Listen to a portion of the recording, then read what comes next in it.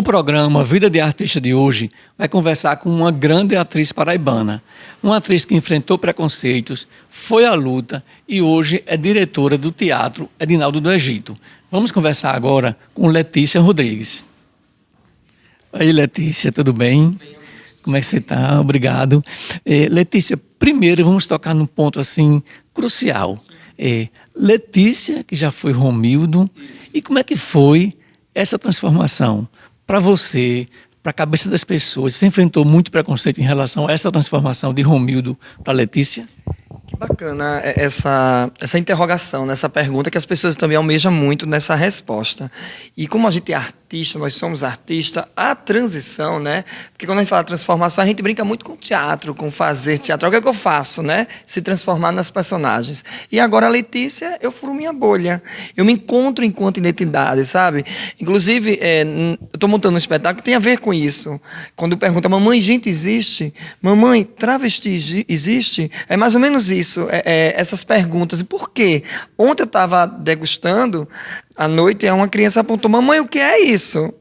Então eu vi que realmente existe esse questionamento. Mas como eu sou artista, eu sou muito flexível, sabe, Augusto? O finado Romildo, né? Eu sempre falo finado porque realmente eu precisei pôr um fim numa coisa que eu estava me sufocando. Eu estava presa numa bolha e eu precisava furar. E eu te garanto, Augusto, quando cada ser humano se encontra, fura a sua bolha, vê a sua identidade.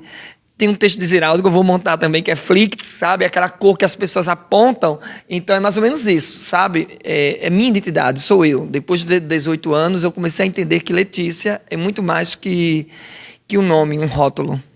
Ok, eu quis começar por aí justamente para quebrar essa coisa de quem é Letícia, quem foi Romildo e tal. Então agora vamos realmente começar a nossa história.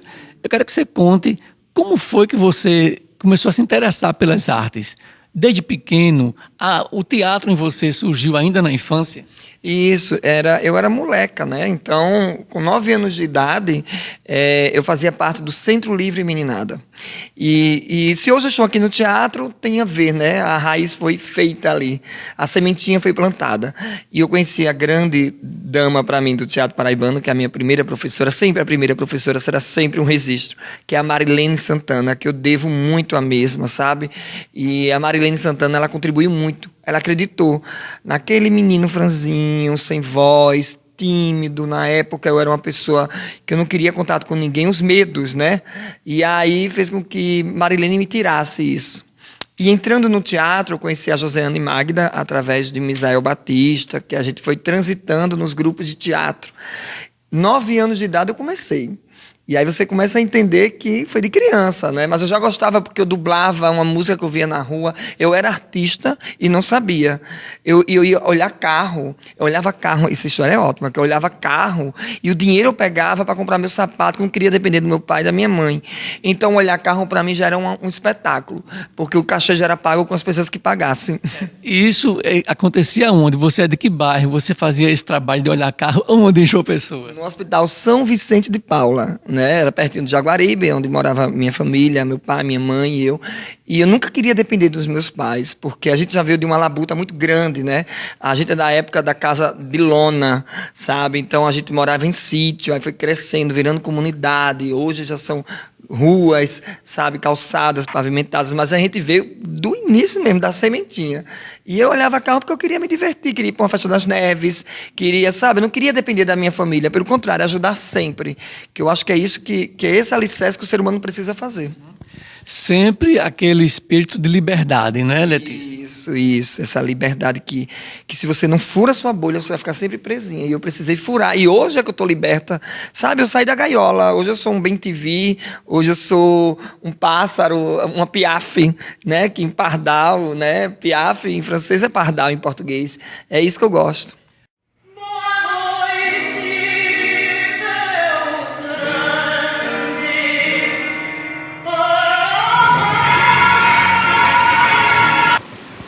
Já que falamos em Piaf lá no palco, nada melhor do que continuar essa conversa aqui nos camarins, não é, Letícia? Isso. Onde tudo começa, onde começa a preparação, até chegar lá e mostrar o grande espetáculo.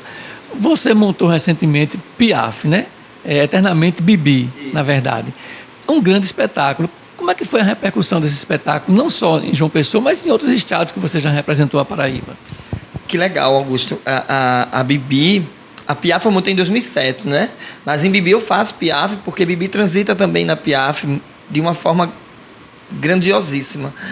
E a gente começa a entender que o espetáculo ganha força, ganha forma. Mas o mais interessante é um corpo político, que é um corpo trans, né? Chega no festival, as pessoas ainda julgam muito, sabe? Quem vai fazer Bibi? Eu. Aí a pessoa olha dos pés e diz, você. Então, mas no palco é essa magia. Por isso que estamos aqui no camarim, porque o camarim passa essa magia. Não adianta subir no palco sem ter verdade e fé cênica. E fazer essa responsabilidade de fazer algo a Bibi, a Abigail Esquerdo Ferreira, tem que ser fiel, sabe? Tem que ser fiel. Vai continuar fazendo. Como um áudio da filha dela mesmo, sabe? Para mim, a Tina Ferreira dizendo, continue fazendo. É uma forma de manter viva a memória da minha mãe. Il me prend dans ses bras et me parle tout bas. Je vois la vie en rose. Il me dit des mots d'amour, des mots tous les jours, et ça me fait quelque chose. Il est rentré dans mon cœur. Então, até chegar a Eternamente Bibi, você realizou vários outros espetáculos, né? Infantis e tudo. Me fala um pouco sobre essa tua história no teatro, desde o comecinho, a primeira peça, e até chegar aqui. Isso, a primeira peça foi o Menino Sujinho, com Marilene Santana. Aí fui fazer o Tesouro do Coelho Pirata, com Isa e Plá. Isa e Plá me chamou. Foi quando Joseana e Magda, com Misael Batista, me viram fazendo um coelhinho. O corpo dela é bom, então vamos trazer para o Espantalho do Mágico de Oz em 2000. Aí eu fiz parte do Espantalho do Mágico de Oz, que eu peguei o texto em 2 dias e montei, fiz a direção de Misael. Joseane super acreditou em mim, Joseane Magda, que ela é autora da Cigarra e a Formiga Sim Senhor, que é um sucesso, você viu, né, de público. Então vem as minhas inquietações de querer fazer teatro para criança, mas com um olhar de criança, que há o olhar infantil, não infantiloide.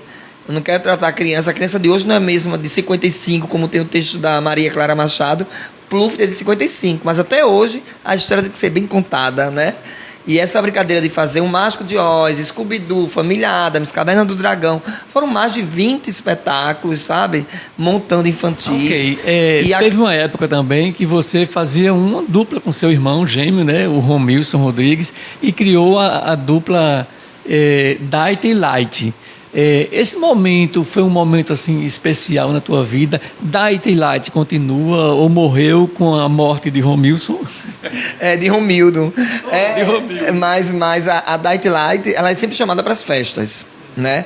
É porque a gente começa a crescer também num profissional, né? E começa a entender que a gente é uma empresa.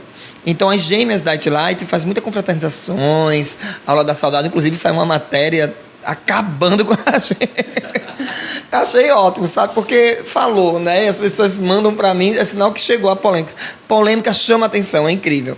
Mas a dupla Dight Light, ela permanece. Aula da saudade, formatura, chá de panela, 5S, 7S de empresa, sabe? Que a gente também faz. Os empresários contratam a gente. Então, a Dight Light, ela é um capital de giro. Ela sempre é um plano B, quando a gente tá em baixa, sabe? Aí a Dight Light entra para dar um suporte. Certo. Então, continua Dight Light.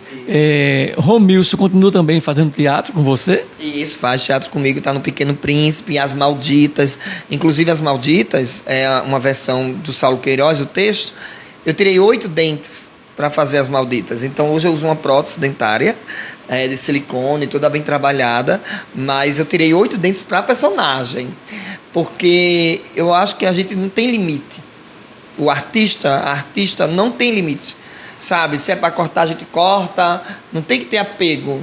Eu não gosto de vaidade comigo, sabe? E aí, meu irmão vai voltar com As Malditas em breve e a gente vai fazer uma matéria bem bacana. Que coisa impressionante isso que você falou, de não ter limites. Que você empresta o seu corpo à personagem mesmo, de verdade. Isso. E é tão bacana que, um exemplo, Bibi. Bibi era um pouquinho cheinha. naturalmente eu fiquei cheinha.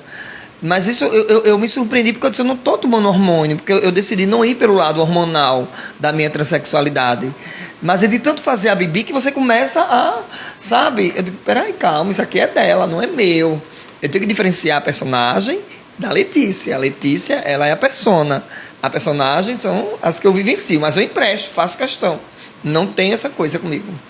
Bom, então, agora o lado da gestora, né? Sim. Você, enquanto atriz, tal, a presença cênica, enquanto gestora, como é que está sendo essa experiência para você?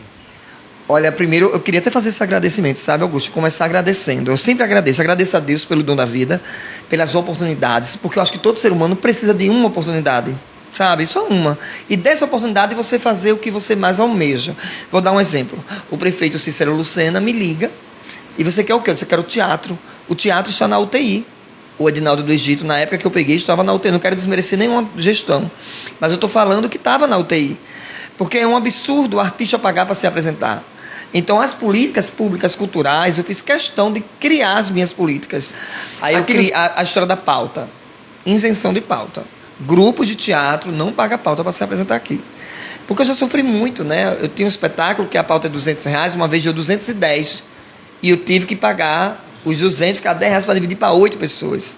Então, eu falo em termos de gestão cultural. Para cuidar de teatro, tem que ser pessoa da área, que tem um olhar dinâmico, um olhar que cuide dessa oportunidade a um artista que as pessoas menos esperam. Porque quando disseram, Letícia vai ser gestora, eita, botaram a doida no teatro.